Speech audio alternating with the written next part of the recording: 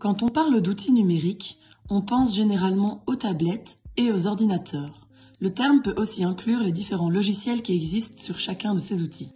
Pour certains élèves qui ont des troubles de l'apprentissage, les outils numériques vont les aider à suivre le cours au même rythme que le reste de la classe.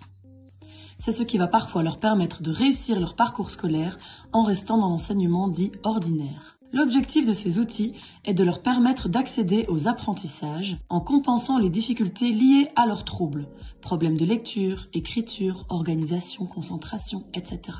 Les jeunes qui présentent des troubles de l'apprentissage sont souvent en situation de double tâche. C'est-à-dire que les tâches dites de bas niveau, lire, écrire, calculer, parler, ne sont pas automatisées. L'élève doit fournir un effort tellement important que cela lui laisse peu de ressources pour se concentrer sur les tâches dites de haut niveau, comprendre, faire des liens, mémoriser, etc. L'outil numérique permet de compenser ou soulager la réalisation des tâches de bas niveau pour permettre à l'enfant de se concentrer sur les tâches de haut niveau, celles évaluées par les enseignants. En effet, grâce au clavier de l'ordinateur, on va pouvoir taper un texte au lieu de manipuler un stylo ou un crayon. Si on a des difficultés de lecture, on peut se servir de la synthèse vocale qui va nous permettre d'écouter le texte énoncé.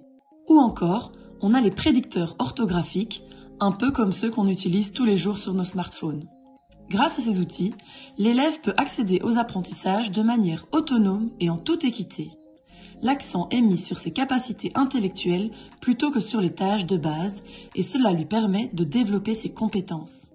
À côté de cela, l'aide apportée par ces outils est une source de motivation.